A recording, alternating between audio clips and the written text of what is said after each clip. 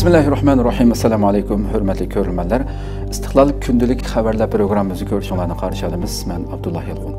Programmamizda vatanimiz Sharq Turkiston va dunyo kun tartibidagi eng muhim xabarlarni huzuringizga sunamiz. Qaynamizda qitinglar, ekranimizda bo'lsin. Xitoy bu yillik Xitoy O'rta Osiyo hamkorlik munbirini Urumchiga o'rinlashtirdi. 12-chi navbatlik Xitoy O'rta Osiyo hamkorlik munbiri tunugun Urumchida o'tkazilgan bo'lib, bu mazkur munbarning irqiy qirg'inchilik davomlashayotgan Sharq Turkistonda tunji qatim o'tkazilishi hisoblandi. Xitoy oldingi navbatlik munbarni Ningxada o'tkazgan edi.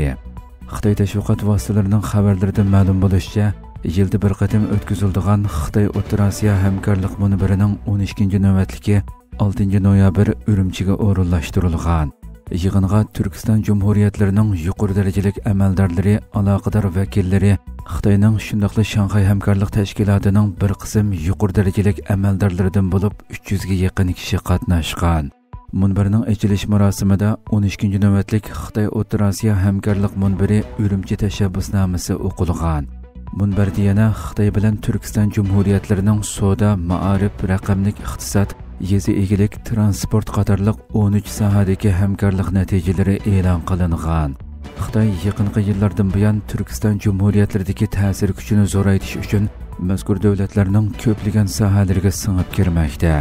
Buningga mos holda ko'plab ejilayotgan munbar yig'inlarining ko'p qismini Sharq Turkistonga o'rinlashtirayotgan bo'lib, bu orqali Uyg'urlar boshliq turkiy xalqlarga qaratgan irqiy qirg'inchilik jinoyatini pardozlashga urinmoqda.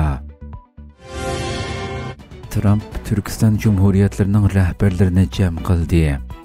12-chi navbatlik Xitoy O'rta Osiyo hamkorlik munbari Urumchida o'tkazilayotgan bir paytda Amerika prezidenti Turkiston Jumhuriyatlarining rahbarlarini o'xshash kunda Washingtonda kutib oldi.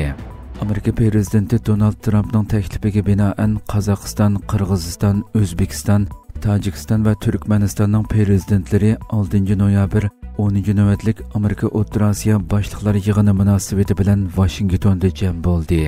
Xalqaro taratqular mazkur uchrashishni Amerika O'rta Osiyo munosabatidagi yangi sahifa deb sifatlamoqda. Bildirilishicha, mazkur yig'in bexatarlik, iqtisod, energiyadan iborat 3 muhim nuqtaga markazlashgan. Shuning bilan birga siyrak to'pa, ta'minlash zanjiri qatorliq masalalar muzokara qilingan. Amerika O'rta Osiyo hamkorlik mexanizmi yana C5+1 deb ataladigan bo'lib, 2015-yili Birlashgan Davlatlar Umumiy Kengash yig'ini mezgilida rasmiy qo'zg'atilgan. 2023-yili sobiq prezident Bayden uning shaklini davlat boshliqlari uchrashishiga o'zgartgandan keyin bu hamkorlik yangi bosqichga kirgan. Navbatda Rossiya bilan Xitoyning Turkiston Jumhuriyatlaridagi ta'siri Amerikadan ustun o'rinda bo'lib, xususan Xitoy har qaysi sohalarda hamkorligini borgan sari kuchaytirmoqda. Amerika bo'lsa O'rta Osiyodagi iqtisodiy, siyosiy mavjudligini saqlashga texmo kengaytirishga tirishmoqda. Qarindosh davlat ifodasi Turkiyada kuchli g'ulg'ula qo'zg'adi. Turkiyada hokimiyat yurgizayotgan Adolat va taraqqiyot partiyasi yoshlar bo'limi hay'atining Xitoyning taklifi bilan qilgan safarida Sharq Turkistonga bormasligi, Xitoyning Uyg'urlarga qarshi yurgizayotgan jinoyatlarni kun tartibga keltirmasligi, shundaqla Xitoyni qarindosh davlat iborasi bilan sifatlashi ijtimoiy taratqularda keng tanqid qo'zg'adi. Xitoy rejimining taklifi bilan 5 kunlik ziyoratga borgan Adolat va taraqqiyot partiyasi yoshlar bo'limi hay'atining Xitoy safari ijtimoiy taratqularda keng tarqaldi. Hay'atning Beijing va Shanxay qatorliq shaharlarda har xil ko'rishishlarda bo'lishiga qaramay, Sharq Turkistonga bormasligi Uyg'urlarga qarata yurgizilayotgan irqiy qirg'inchilik kuchlik o'tirg'i qo'yilayotgan bir sharoitda bu masalani kun tartibga keltirmasligi tanqidga uchradi. Adolat va taraqqiyot partiyasi yoshlar bo'limi muavin raisi Muhammad Rashid Unal X hisobidagi yozmasida tarixiy meros bilan zamonaviy o'zgarishning bir-biriga singishib ketgan bir davrini amaliy maydonda ko'rish ham davlatimizning yoshlar siyosatiga ham xalqaro ko'z qarashimizga to'kib qo'shgan bir tajriba bo'ldi degan ifodalarni ishlatdi. Adolat va taraqqiyot partiyasi yoshlar bo'limi Shonli-Urfa viloyati sho'basi muavin raisi Ahmad Barakat bo'lsa, safarga munosabatlik ijtimoiy taratquv hisobida yozgan uchurida shaharlik yoshlar bo'limi raisimiz Furqon Kuchuk qarindosh davlat Xitoyga ishga oshirgan safarida bir qator muhim aloqalarda bo'layotdi degan ifodalarni qo'llandi. Xitoyning Sharq Turkistondagi Uyg'urlarga qarata besim va assimilyatsiya siyosatlari, jazo lagerlari, majburiy emgak va diniy erkinlikni cheklash qatorliq irqiy qirg'inchilik jinoyatlari davomlashayotgan va Sharq Turkiston masalasi Turkiyada qaytadan kun tartibga kelayotgan bir vaziyatda amalga oshirilgan bu safar shundaqla ishlatilgan iboralar ijtimoiy uchur vositalarida kuchli tanqidga uchradi.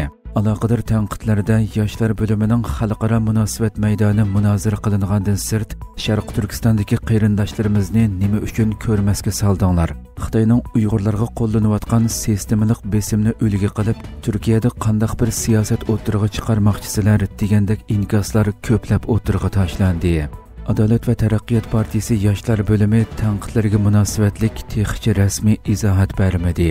İyi Partiyasining İstanbul parlamenti a'zosi Bug'ra Kavunjo tunugun Turkiya parlamentidagi axborot e'lon qilish yig'inida Xitoyning bu xil ziyoratlarini ilgirimi o'rinlashtirganligini, hamda navbat ularga kelganligini bildirib, mazkur yoshlarga xitob qilib, "Beringlar, ammo keyin bizning yenimizga kelinglar. Biz sizlarga oilasidan ayrilgan, yaqinlaridan xabar ololmayotgan, u yerda zulmga uchragan, Xitoyning so'zi bo'yicha bo'lgunchi bo'lmagan, hech qanday terrorlik tashkiloti bilan qilchi aloqasi bo'lmagan, faqat Xitoyning o'zining qonunlariga amal qilishini va inson haqlariga hurmat qilishini umid qildigan va o'z urug' tuqqanlarini tepishni xohlaydigan bir talay Uyg'ur qarindoshlarimiz bilan uchrashtirayli.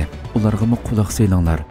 Qan qarindoshlarimiz tortayotgan zulmga ko'zimizni, quloqimizni etib oladigan darajada manqurtlashmadik deganlarni ta'kidladi. Xitoy Amerika mallariga qo'ygan qo'shimcha tamojni bejini 1 yil to'xtatdi. Xitoy Amerika mallariga qo'yilgan qo'shimcha tamojni bojlarining to'xtatilishini yana 1 yil uzartirganligini e'lon qildi. Bu qaror o'tgan hafta Xi Jinping bilan Amerika prezidenti Donald Trump o'rtasida o'tkazilgan suhbatlarda hosil qilingan kelishimning rasmiylashishi hisoblandi. 5 noyabr Xitoy Moliya ministrligining to'g'ri bekitida e'lon qilingan bayonotda 1 yilgacha Amerika mallariga yurgizilgan 24% tamojni beji to'xtatilgan holatda turadi. 10% tamojni beji bo'lsa kuchini saqlab qoladi deyildi. Bayonotda bu qarorning Xitoy Amerika iqtisodiy va savdo kengashida hosil qilingan o'rtaq tunishga asosan chiqarilganligi hamda 10 noyabrdan boshlab yo'lga qo'yiladiganligi qayd qilindi. Trump bilan Xi Jinping oktyabr oyining oxirida Janubiy Koreyada uchrashgandan keyin Trump seshanba kuni Amerikaning Xitoydan import qilinadigan mallarga yurgizgan qo'shimcha tamojni bejini 20% dan 10% ga tushiradiganligini va buningmi 10 noyabrdan boshlab yo'lga qo'yiladiganligini rasmiy e'lon qilgan edi. Xitoy yana bir bayonotida mart oyida Amerikaning dehqonchilik mahsulotlariga qaratilgan qo'shimcha tamojni beji tadbirlarini ijro qilishni to'xtatadiganligini bildirdi. Bu qadam Trumpning Xitoyning fentanil masalasidagi pozitsiyasi sababli Xitoy mallariga yurgizilgan qo'shimcha tamojni bejini bir hassa o'stirganligiga qarata javob sifatida chiqarilgan edi. Hamda bu nisbat kelar haftadan boshlab qaytadan 10% ga tushdi ekan. Xitoy yana suhbatdan keyin siyrak to'pi elementlari texnikasini eksport qilishga qo'yilgan cheklamalarni 1 yil to'xtatishga qo'shilgan edi. Hurmatli ko'ruvchilar, shunday qilib bugungi xabarlarimiz mush yerda oxirlashdi. Inshaalloh atiki programmamizda ko'rishguncha omon bo'lg'aysizlar. Assalomu alaykum va rahmatulloh.